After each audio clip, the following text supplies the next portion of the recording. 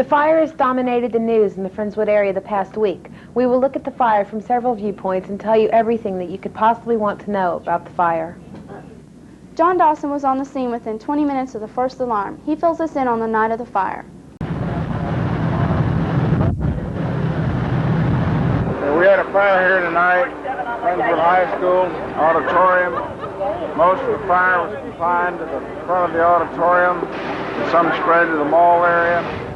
There was extensive smoke damage to that end of the school, a fair amount of heat damage, a lot of water damage. At this time, we're searching the entire building to make sure there's nobody in there. We're going to be here quite a while yet.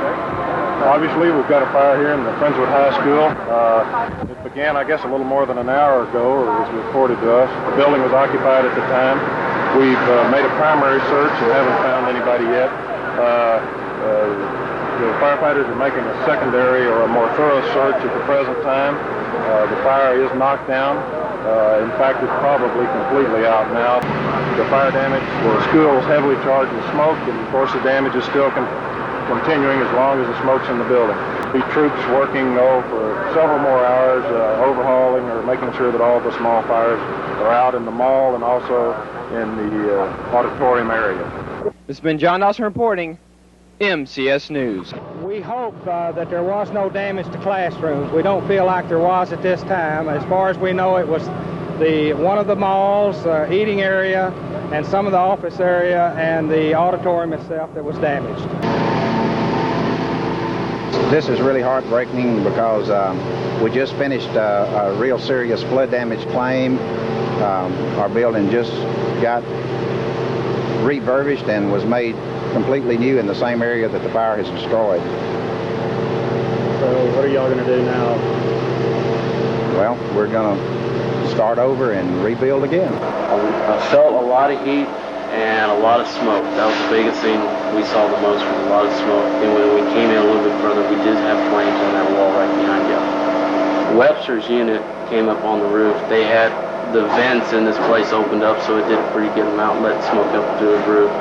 Everything else in here, from what we could see, it did a lot of smoke damage to the inside, but main point is in this area of the hall. There's not much done from what we can see on the roof yet.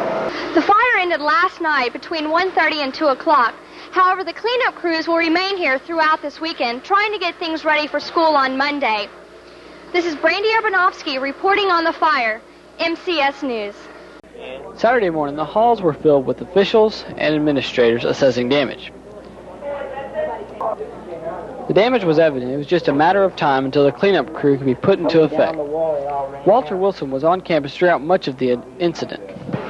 Well, I would just like to add, from the school standpoint and the community standpoint, we really appreciate what all of the volunteer fire departments around the area did last night. And you guys were on the scene, I know, but they came in here and just did a tremendous job to contain this blaze.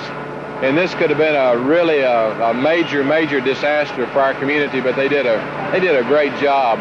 Many teachers reported to school as usual on Friday morning to look at the damage. Jen Kinnemer had this reaction. It's a mess. A lot of heat, a lot of smoke and soot. All the computers, all the audiovisual equipment, everything's going to be cleaned. It's a good thing we only got a month of school left. The students were also greatly affected by the fire. I was shocked and disappointed. The first thing that runs through your mind is graduation, and we're supposed to have spring show tomorrow night, and it was a real disappointment. It's really sad that something like this happened. Vance Riley is a fire marshal in Friendswood. I'd like to hope that all of the students and faculty and staff understand that this is one of the reasons we have fire drills and why it's so important that everyone be just as quiet as possible and get outside as quickly as possible, because of the fact that fire burns very quickly and there's just no telling how much time you really have. This can happen in such a short amount of time. So from now on, I hope fire drills have a different meaning for everybody here. It's been Adam Hill, MCS News. That's our program for today. Please join us next Thursday at 5 for the final edition of Friendswood Update.